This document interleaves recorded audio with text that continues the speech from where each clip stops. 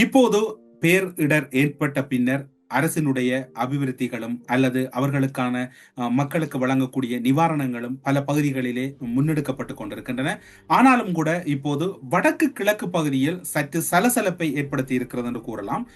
கடந்த வாரம், அதற்கு முந்தைய வாரம் எல்லாம் யாழ் மாவட்டத்திலே, குறிப்பாக யாழ் மாவட்டத்தில் பாதிக்கப்பட்ட மக்கள் தனது வீடுகளை சுத்தம் செய்வதற்காக ஒதுக்கீடு செய்யப்பட்ட நிதி தொடர்பாக ஊடகங்களில் வெளியான செய்தியை மேற்கோள் காட்டி நாடாளுமன்ற உறுப்பினர் கஜேந்திரகுமார் பொன்னம்பலம் அவர்கள் வினாவினை நாடாளுமன்றத்திலே எழுப்பியிருந்தார். பாதிக்கப்பட்ட மக்களுக்கு உதவிகள் வழங்கப்படுவது சிக்கல் இல்லை, ஆனால் பாதிக்கப்படாத மக்களுக்கு எப்படி இது வழங்க முடியும் என்று யாழ் மாவட்டத்தில் இடம்பெற்ற ஒரு குளறுபடி தொடர்பில் அவர் நாடாளுமன்றத்திலே அந்த கோரிக்கையை முன்வைத்தார்.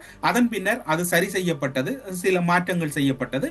இவை வரவு செலவு திட்டம் இடம்பெற்றுக் கொண்டிருக்கின்ற போது நாடாளுமன்றத்திலே இடம்பெற்ற சம்பவமாக இருக்கின்றது. ஆனால் அதன் பின்னர் இப்போது அந்த குறித்த சிக்கலானது மட்டக்களப்பு மாவட்டத்துக்குள்ளும் சென்றிருக்கின்றது. நாடாளுமன்றத்திலே கஜேந்திரகுமார் யாழ் மாவட்டம் தொடர்பில் அன்றைய நிலைமைகள் தொடர்பில் தெளிவுபடுத்தினார். இப்போது அவை மட்டக்களப்பு வரையும் சென்றிருக்கின்றன.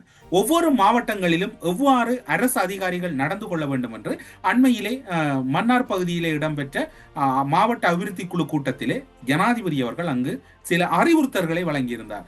அதாவது அரசு அதிகாரிகள் அந்த மக்களோடு தொடர்பானவர்கள் தான் அங்கு அரசு அதிகாரிகளாக இருக்க முடியும். அப்படி இருக்கிற போது அவர்களுக்கு அந்த சூழல் தெரியும். அந்த சூழல் தெரிகின்ற போது அந்த சூழலை கேட்டால் போல் நீங்கள் முடிவுகளை உடனடியாக எடுங்கள், தாமதப்படுத்தாதீர்கள், மக்களினுடைய வாழ்க்கையில் விளையாடி விடாதீர்கள் என்பதை ஜனாதிபதி அவர்கள் மீண்டும் மீண்டும் வலியுறுத்தி மன்னார் மாவட்ட அபிவிருத்தி குழு கூட்டத்திலே கூறினார். ஒவ்வொரு மாவட்டங்களுக்கும் ஜனாதிபதி வருகை தந்து மாவட்ட அபிவிருத்தி குழு கூட்டத்தில் யாருக்கு தண்ணி வந்தது, யாருக்கு தண்ணி வரவில்லை, யாருக்கு மழை பெய்து பாதிப்பு என்று கூற வேண்டும் என்று இந்த அரசு அதிகாரிகள் நினைத்தால் இந்த அரசு அதிகாரிகளினுடைய நிலைப்பாடு என்னவாக இருக்கின்றது? மீண்டும் ஜனாதிபதி கூறுகிறார், கிராம சேவையாளர்களே, உங்களுடைய ஊதியத்திலோ அல்லது உங்களுடைய எந்த ஒரு செலவிலுமோ இந்த மக்களுக்கான உதவி இல்லை, இவை அரசாங்கம் வழங்குகிறது. பாதிக்கப்பட்டவர்களை உடனடியாக நீங்கள் சென்றடைகின்ற வகையில் உங்களுடைய தீர்மானங்களை எடுங்கள் என்று ஜனாதிபதி கூறிக்கொண்டிருக்கிறார். இப்போது இலங்கையை ஆட்சி செய்வது மாவட்ட ரீதியாக இருக்கக்கூடிய அரசு அதிகாரிகளா அல்லது இலங்கையின் ஜனாதிபதியா? ஜனாதிபதி தெளிவாக கூறுகிறார், ஆனால் அங்கு தொடர்ந்து பிழைகள் இடம்பெற்றுக் கொண்டிருக்கின்றன. சுனில் ஹந்துனத்தி கூறிய விடயம் தான் இங்கு ஞாபகத்துக்கு வருகிறது.